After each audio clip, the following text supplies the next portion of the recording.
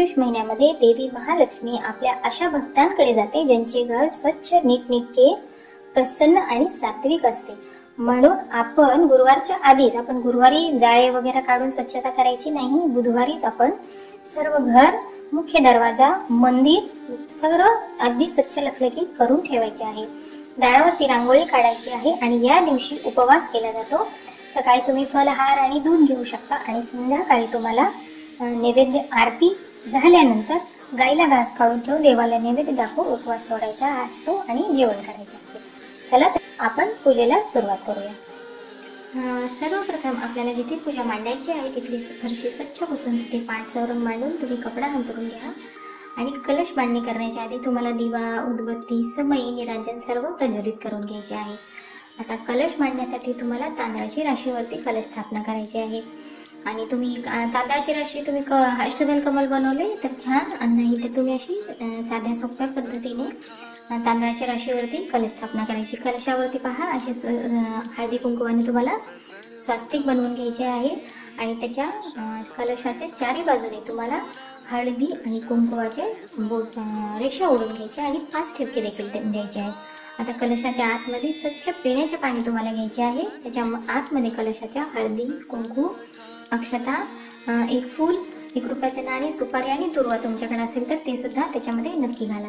आणि त्याच्यावरती तुम्हाला कलशावरती ठेवायला पत्री लागतात. या दिवशी पत्रीचं महत्व आहे, म्हणजे 5 फळ आणि 5 फूल असे तुम्हाला 5-5 पाने घ्यायचे. तुमच्याकडे जे उपलब्ध होतील ते नक्की घ्या.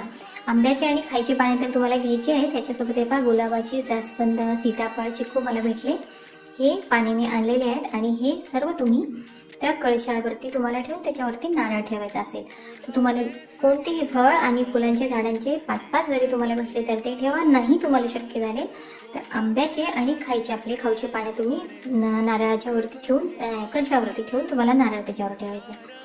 हे पहा अशी कलश स्थापनेला तुम्हाला सर्वप्रथम पत्री मांडून त्याच्यावरती नारळ. आता या कलश स्थापनेसाठी तुम्ही मार्गशीर्ष महिन्याच्या पहिल्या गुरुवारी नवीन नारळ ठेवायचा आहे. तुमच्या मंदिरामध्ये कलश जर असेल तर त्याच्यावरचा नारळ तुम्ही घ्यायचा नाही. ते कलश तुम्ही तिथे ठेवला ना, हा दुसरा मांडला तरी चालेल आणि तोच जर तुम्ही घेतला मंदिराच्या आतला, तुमच्या देवघरातला, तरी सुद्धा तुम्हाला नवीन नारळ घ्यायचा आणि शेवटच्या दिवशी सुद्धा तो खाऊन तुम्ही प्रसाद म्हणून खात किंवा विसर्जन करून तुम्ही नंतर नवीनच नारळ तुम्हाला 5 आठवडे झाल्यानंतर, यावर्षी 5 गुरुवार आहेत म्हणून त्याच्यानंतर तुम्हाला नवीन नारळ ठेवायचा आहे.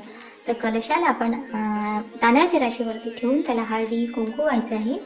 तुमच्याकडे काही माळ असेल किंवा कापसाची तुम्ही वस्त्र माळ केली किंवा फुलांची छोटीशी माळ करून कलशाला घाला आणि लाल फूल जास्वंदाचे, गुलाबाचे तुमच्याकडे असेल किंवा तुम्ही झेंडूचे आणले असेल, कोणतेही फूल तुम्ही असेल तर ते तुम्ही या कलशावरती वाहा. अक्षता वाहून तुम्ही या कलशाला व्यवस्थित ठेवून त्याला उदबत्ती, निरांजन, धूप सर्व दाखवा. अशा प्रकारे तुमची हे पूजेची सुरुवात झालेली आहे. आता ही साधी सोपी ही पद्धत आहे. ही अगदी साधी, ज्यांना खूप व्यवस्थित सजावट करता येत नाही किंवा वेळ अभावी त्यांना नाही शक्य तर तुम्ही असं मला जमणार नाही असे न म्हणता साध्या पद्धतीने का होईना पूजा करा. आता आपल्याला गणपतीची स्थापना करायची आहे तर थोड्याशा तांदळावरची तुम्हाला सुपारी मांडायची आहे. तुम्ही गणपती बाप्पाची मूर्ती सुद्धा ठेवू शकता.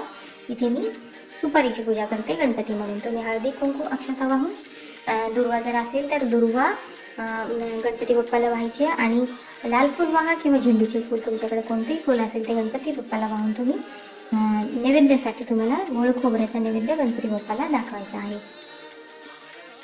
गणपती बाप्पाला गोड खोबरं नैवेद्य दाखवून तुम्ही पाणी फिरवून घ्या आणि ही पूजेची सुरुवात झालेली आहे.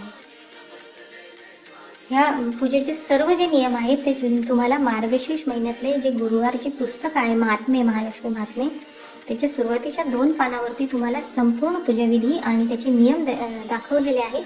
तुम्ही ते वाचून व्यवस्थितपणे पूजा करू शकता. आता हे पहा, हे पुस्तक आहे, याचे सुद्धा तुम्हाला पूजन करायचे आहे. याला तुम्ही इथे ठेवू शकता किंवा मागे भिंतीला टेकवून सुद्धा तुम्ही ठेवू शकता.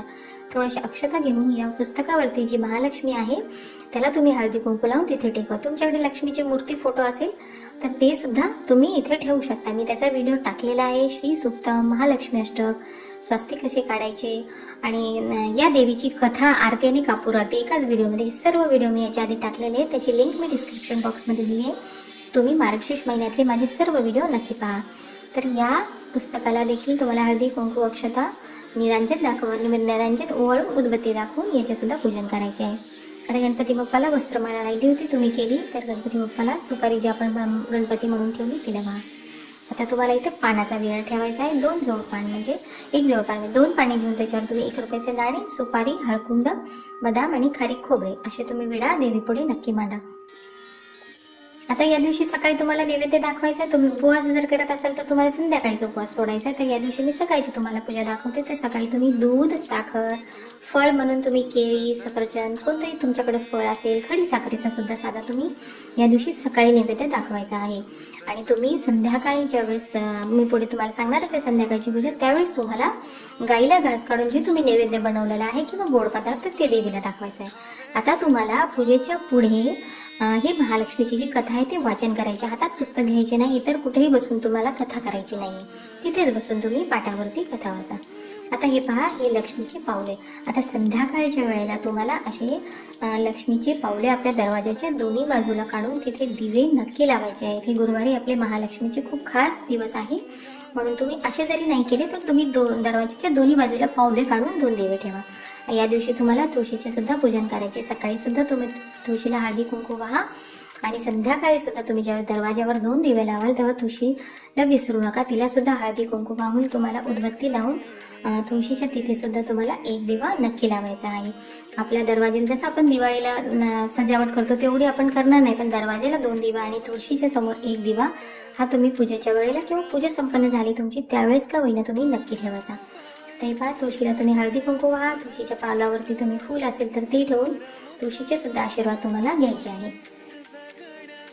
आता तुम्हाला जे तुम्ही पूजा मांडणी केलेली आहे तर महालक्ष्मीची आरती प्रथम तुम्ही गणपती बाप्पाची आणि त्याच्यानंतर तुम्हाला महालक्ष्मीची आरती करायची आहे. आणि सर्वांनी आता तुम्ही कथा वाचन करताना आणि आरती करताना घरातले जे सर्व सदस्य आहेत त्यांना जर बोलवून केले तर खूप छान आहे, नाही तर तुम्ही एकटे कराल तर व्यवस्थितच आहे. पण हे जे व्रत आहे हे तुम्ही सर्वांनी, आता तुमच्याकडे जे पूजा करत नसेल त्यांना तुम्ही कथा ऐकायला बोलवलं तर तरी सुद्धा चालेल. तर तुम्हाला आरती करून कापूर आरती करायची आहे. अशा प्रकारे तुमची ही पूजा संपन्न होते. तर मैत्रिणींनो, व्हिडिओ माझे आवडले तर तुम्ही लाईक, शेअर आणि सबस्क्राईब करा. आणि माझे व्हिडिओ तुम्हाला जे वाटते की अजून कुणाला त्याचा उपयोग होत असेल तर त्यांना शेअर करून त्यांना सुद्धा माझे व्हिडिओ पाहायला सांगा. तर माझे व्हिडिओ कसे वाटले हे तुम्ही मला कमेंटमध्ये सुद्धा सांगू शकता. आणि तोपर्यंत तुम्ही पाहत राहा टी टाइम विथ वैशाली.